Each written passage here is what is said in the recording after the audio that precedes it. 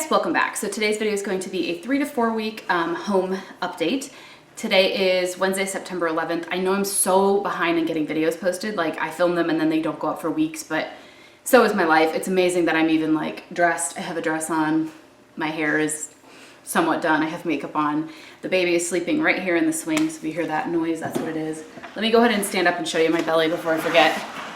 But yeah, like with an A-line dress on, like I'll cut my belly. I do have a little bump. You know, there's definitely a bump there.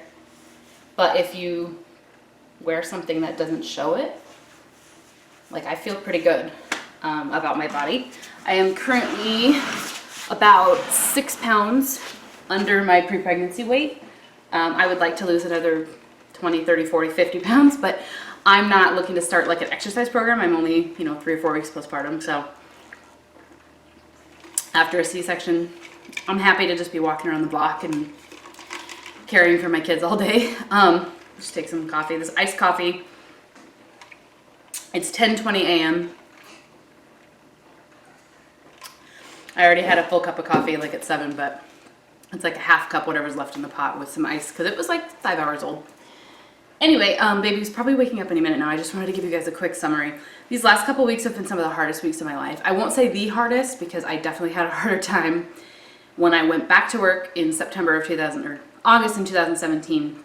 I was laid off, and not really, it ended up working out, but laid off, diagnosed with multiple sclerosis, and my husband's grandma died, and so our childcare was wonky and just a lot of, family events and things. So all of that happened all at the same time then. So that was probably the hardest time of my life, but this last couple of weeks has been the second hardest. Number 1, healing from a C-section. Number 2, not sleeping real well because 2-year-old is regressing, not napping, not going to bed easily, screaming for an hour when we put her to bed. And then when she does sleep, she wakes up at 4 in the morning. And then the newborn, of course, like she doesn't sleep through the night, and so battling that. And then the other thing is we've had some hard times with our family. So my father-in-law, who lives with us, went to the ER with a bunch of other weakness and health issues, and we were like, what's going on? They thought, he was admitted at the ER, and then he stayed there for about a week, and that meant that our, childcare, our assistance, our help with the 2-year-old and everything, my mother-in-law was no longer an option because she was with her husband at the hospital. And luckily, everything turned out hopefully okay. They were talking about cancer, multiple myeloma, amyloidosis, all these scary, scary things. And now he is back home and they think it's just something that will hopefully get better with some treatment. So yay, very happy, very relieved. But guys, there were several days there where we weren't sleeping. Like there would be 4, 5, or 6 hours of sleep total. And they were in 4, 5, or 6 chunks. Like get an hour, wake up with the baby, get an hour, wake up with the 2-year-old, get an hour, wake up with the baby. And my husband's back at work, so it was just me. And then I had the babies, both of them, all day, every day, since my mother-in-law wasn't home. She was at the hospital with her husband, understandably. But then I would also have them in the evening alone because my husband would want to leave after work to go visit his dad in the hospital. Of course, like I'm not gonna be like, no, you can't. But I couldn't bring my babies to the hospital. 1, that wasn't allowed, but 2, I just wouldn't have wanted to get my newborn exposed to all that. So I would be home alone with them for 15 hours a day, and with the 2-year-old napping or them tag teaming it, like, hey, I'll nap, then you nap, so we never get a break. I did a lot of crying this last couple of weeks, a whole lot of not sleeping, and considering like hiring somebody else, like, and my husband's like, it's just not an option financially, like this is temporary, it will pass. And then also my husband's brother's wife is pregnant, and I think she's about 29, 30 weeks now. She was admitted to the hospital with contractions and labor and dilation and stuff, and so they had to give her medication. She was there for like 3 or 4 days, and they finally stopped labor. Now she's home on bed rest. But guys, like 29 weeks, now she's I think 30 weeks pregnant. Like that's too early. This family, that's too early. You need to stay in there a little longer, boy. So anyway, it has been a rough couple of weeks, but I will say I am healthy. I'm feeling good. Baby is healthy, feeling good. She's not like the best sleeper, but right now she's sleeping and she loves the swing, so taking advantage of that. I'm just grateful that everything seems to be better. Like my father-in-law's home from the hospital. If you hear any weird noises, we have a guy here, contractor, he's installing a chairlift on our stairs because like I said, my in-laws live in the basement, and my dog hates having people in the house that don't live here. So she barks occasionally. And I do have a baby who kind of squawks and fusses a little bit in the swing here and there. So if you hear that, that's what's going on. But I am currently 6 pounds under my pre-pregnancy weight, feeling much better. I'm off like all kinds of medicines. I'm basically only taking my prenatal, my vitamin D, my MS medicine, and then I'm supposed to be taking iron every day, but honestly I don't because it makes me sick. But we're just gonna say that I'm taking iron every day. I just don't like it. And I'm taking caffeine, which is lovely. I am on a full cup of coffee in the mornings, and then I usually have one mid-morning. And that goes a long way when you don't have sleep, but it's no substitute for sleep. If you guys have been there with a baby, you do what you can. I also have alcohol now, which is wonderful. Not like a lot, but you know, 1 drink before bed every few nights. And it is nice. I've missed it. I was never really a drinker anyway. I probably average 1 or 2 drinks a week. It's not like a lot. But now that's one of the workers' phones ringing, in case you guys hear that. But yeah, life has been really tough. And the people I normally vent to, like my husband, it was his dad who possibly had cancer. And obviously it didn't, you know, that didn't happen, but I needed to be strong for him. I couldn't vent to him. And then like my mom was out of town, who's normally my backup childcare and my other venting person. My sister's going through a divorce and now is a single mom. She has her own 2 kids to worry about. I couldn't vent to her. My dad's going through a divorce and he's going through, you know, struggling. And my mother-in-law, obviously it's her husband who's in the hospital, so I can't vent to her. She was at home to help, and I couldn't make her feel bad for not helping because obviously her husband is the priority. I can do this by myself.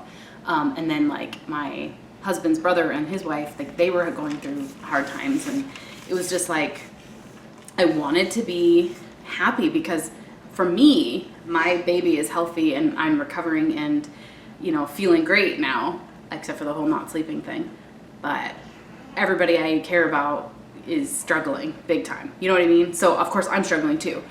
It's hard because sometimes you're just so tired, and you know what they say, the quote is like, the days are long but the years are short, meaning like it seems like bedtime is like 10 years away at 9 a.m. and you look at the clock and you're like, oh my gosh, I have 11 more hours till bedtime.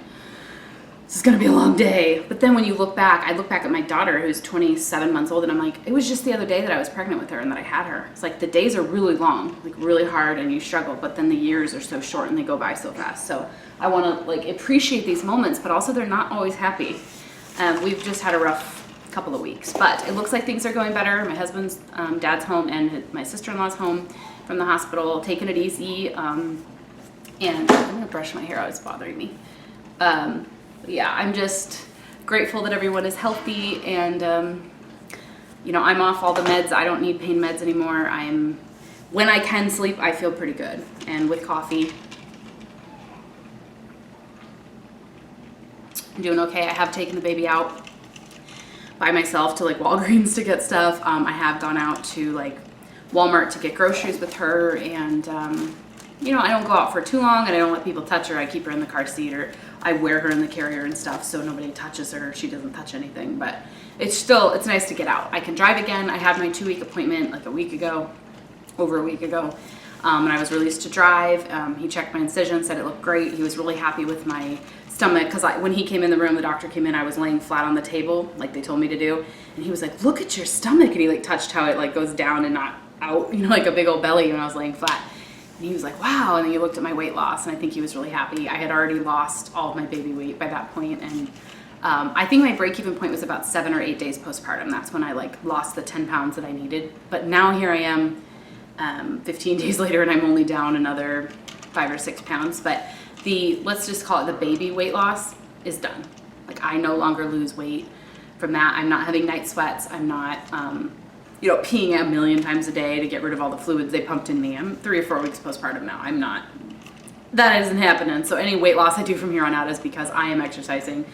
I am eating well, but I'm not really exercising. I've taken the baby out in a stroller on like 15-minute walks here and there, but the weather is finally cooling off, guys. Yesterday we had like our first day in Phoenix under 100 degrees in like 3 months, I think it was. Where it didn't get over 100 degrees during the afternoon. So we actually went outside in the evening and it was not painful. Our sprinklers had just been on in the grass, so it was like kind of, cool in the yard, and it was like 80 something or 90 something degrees. And like, I know that sounds pathetic, but I wore the baby in the carrier. We were just out there about 10 or 15 minutes, and my 2-year-old got to run and play in the grass, and it was wonderful. So I am looking forward to when I am officially 4 weeks postpartum, which is Monday. Today's Wednesday, so 5 days from now, because then I can take a bath and I can go in the swimming pool. Baby girl still cannot go in the swimming pool, but I will go in, let my husband hold her or something while I go in for a few minutes.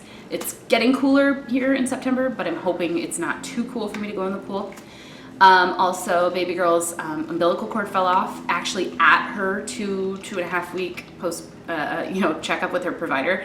She was at the pediatrician in her diaper only, and the doctor, I was holding Eleanor in my lap, and then I handed her to her, and the cord stump piece like just fell off onto the floor. It was like at the appointment, and she goes, oh, well, there you go, looks good. So she had her first like fully submerged bath the other night. We've given both girls baths together now twice, and the 2-year-old loves it. She loves to wash the baby's feet and rinse her off with the water bottle and just rub off the soap, and it makes her really happy. So she likes to be involved. Daisy loves to be involved helping with her sister. Like, she'll bring me things. It's just like she's still a 2-year-old, so she doesn't always want to participate. She doesn't always want to get her shoes on when we're going somewhere. She likes to make things really difficult for mommy sometimes. And then sometimes she's super sweet. Like she loves going for walks, but we always used to put her little backpack on her with the leash, so that when we would go, we could like keep her from running into the street. The last walk we went on, because baby's in the stroller, she can't go in her stroller anymore. We put her in her backpack. Last walk, she was like, I want to walk like a big girl. I don't want to wear the backpack with the leash. And we were like, she's 27 months, okay, but you have to hold daddy's hand. And then she didn't want to hold daddy's hand going for a walk. So we're learning like the balance of 2 kids. Like, I've got the newborn, but that means my husband has to be like 100% hands-on with the 2-year-old. And, when it's just one parent, you have to contain that 2-year-old, because if they run into the street, you can't desert the newborn. I'm learning to balance both, and in everywhere, like whether it's in Walmart or one is screaming. The other day, they both had poop blowouts, like within 30 minutes of each other, and I just started a little laundry to clean up after the first one, and the other one's like, mommy changed my diaper, and you're like, ugh. So I want to potty train Daisy. I'm ready to potty train her. It has been a long time coming, like almost a year I've been talking about it, but we just keep having these regressions. So I'm hoping in the next couple of weeks that things settle down enough, we're consistent with everything else, that she will sleep. And then we will be able to potty train. Because she tells you, like, mommy put cream on my butt. Like, mommy changed my diaper, and she'll bring me a diaper. It's like, or she'll say, I want to sit on the potty, but she never actually goes. So we're waiting for her to kind of initiate, but I was also waiting because I was nauseous with morning sickness, and then we knew getting rid of the big girl bed, then it was getting rid of the pacifier, then it was your big sister coming home, and sleep regressions, and then it was like she couldn't stay with mommy because mommy had the newborn, she was with grandma all day every day. So now hopefully everything is calming down. The only reason I even have time to film this right now is because my mom has taken Daisy for the day for the first time in like 2 months. She used to watch her every week, one day a week. And this is the first time since like July that my mom has had Daisy for the day. And it is amazing, except that my mom said she's been crying for like an hour since I dropped her off. She says, take me home, grandma. Like, I don't want to be here. Like, I don't want to go. She refused to go. She refused to let me put her shoes on. We were leaving. She cried when I left, and I just thought, oh, she'll stop crying as soon as I'm out the driveway. Usually she just like, forgets about me and starts playing with toys. My mom had to offer her like every toy in the book, every snack in the book. She just like didn't want it. And then, I don't know, now she's watching Trolls. I got the text and she's doing a little better, but that's, she's just having separation anxiety, and it's normal, but it's hard because I feel guilty. I'm like, well, I am just home today. Maybe I should have just kept her home with me. It's like, no, girl, you need sanity. Like, I feel okay right now because I've had this coffee and the baby's sleeping, but the moment the baby's up, I'm on again. So it's like I have bottles in the fridge that I pumped that I need to freeze. And so it's like, well, I don't have my hands full right now. I should probably do it. I have a basket of laundry here that's clean on the bed that needs to be put away. That's that edge of something right there that you see. That's the edge of my laundry basket. It's like, oh, I should probably put that laundry away before the baby wakes up. It's like, no, you should nap. No, you should go run an errand. Like, my husband's home. Maybe I should just go get a couple of things at the store and then come home. Oh no, but maybe I should, I'm like constantly torn about what I want to do. Like, because Eleanor could wake up at any second, and she's been asleep for like an hour, so she's probably gonna wake up pretty soon and need to eat. Should I go get things done? Should I, like, Daisy's bedroom is just a disaster. Like, she just takes out toys and then leaves them out and then moves on to another toy. Takes out a toy, plays with it, leaves it out, and moves on to another toy. And if I'm not like, put that away, or I don't put it away, it just stays out. So right now there's like Legos, and there's like play food, and there's like puzzles, and there's like markers, and you know, just everything out. And I want to wash her bedding because like it needs to be washed. But then there's the battle, like, oh, should I do dishes? Should I clean? Should I do this? Or should I just lay there and do nothing? You have to do, I guess, a healthy balance of everything. But I feel like the day that I don't have my daughter, I should be getting stuff done because she's not home. But I also want to sit on my butt. Anyway, about Eleanor, she was at her, she was 2 weeks and like 4 or 5 days because she was born on a Monday and we had her 2-week appointment on a Friday. So it was like over 2 weeks. She got her newborn screen blood work done. I didn't get the results back, but I believe they're fine or they would have called me. She was back up to her birth weight and then a whole pound higher. So she was 7 pounds 5 ounces, and then when we left the hospital, she was 6 pounds 11 ounces. That was on Wednesday. And by the Friday, she was back up to 6 pounds 14 ounces. And then 2 weeks after that, not only did she go back to 7 pounds 5 ounces, she was actually at 8 pounds and 6 ounces. So she definitely gained back to her birth weight by the 2-week mark, and I believe is even bigger since last Friday. So my breast milk is in full force, and I have been freezing anywhere from 5 to 10 ounces a day. She still doesn't latch 100% of the time on my left boob for some reason. She just doesn't like that one. It's a little bit more flat, less perky. It never feels full like the right one. The right one gets like very painful and engorged. But I do have, I can feel letdowns and stuff happening in both sides. So I know I've got milk, and when I pump that side and I use the Haka thing on that side, I get milk every time. So it's not like there's no milk, it's just not as productive, I don't know. And she just prefers the right side, so I have to kind of insist that she take the left one.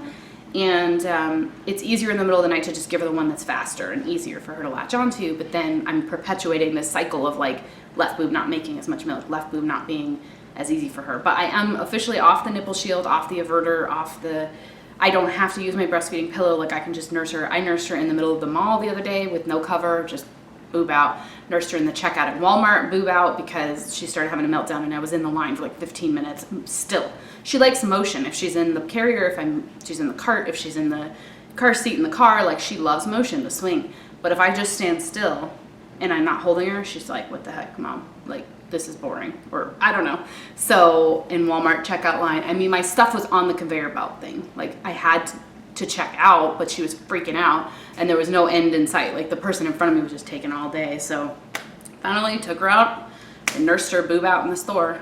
I mean, it was hard. Luckily the cashier like put the groceries into the cart for me.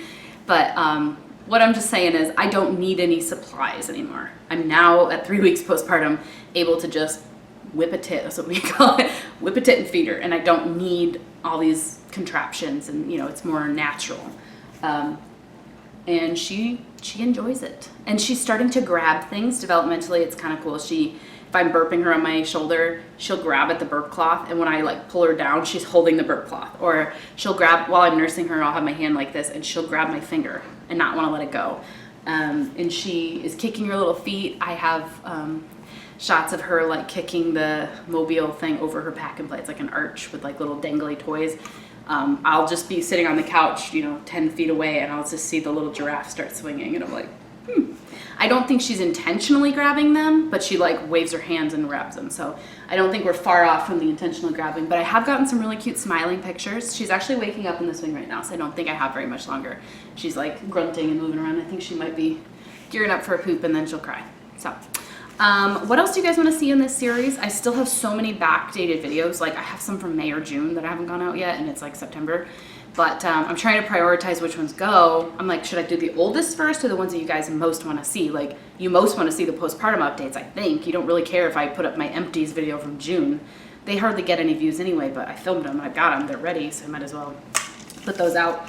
The video that I have been like dreading editing, and I just, it feels so daunting, is the postpartum video that was filmed from Monday night after I had the baby through Wednesday when we got home from the hospital.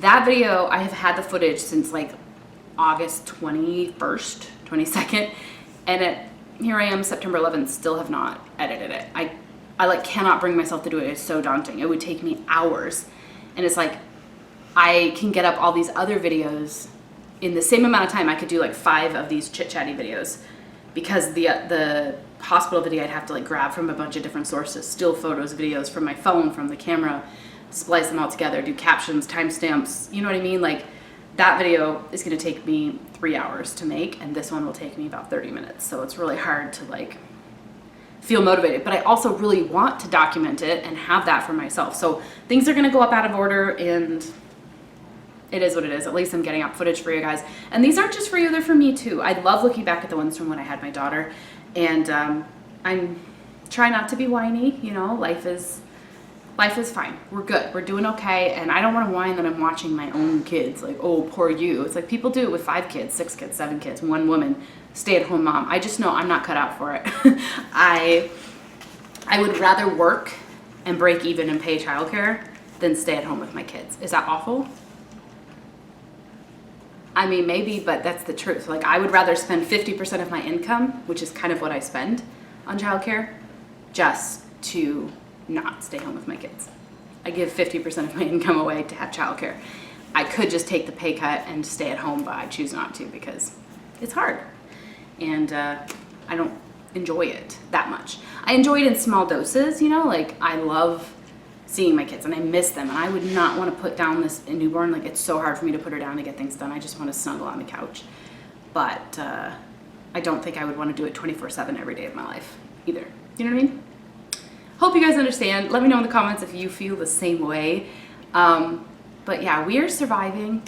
Life is fine. We're getting by, and I'm just so grateful that everything is working out with the health of my family members, and glad that my recovery has gone well, because had it happened at different times, like all of these things happened at once, you know. If they had happened 2 weeks prior when I was also down for the count with a C-section recovery and stuff, it would have been too much to bear, honestly, like just too much. So luckily I was already on the mend before things went sour for other family members, because I was able to, you know, step up and be more self-sufficient. I'm just grateful that everything's turned around and we're looking good now. So, all right, I think that is it. I hope you guys enjoyed this update. I know I sound whiny and venting, but just good to chat with you guys. And here comes baby. All right, thanks for watching.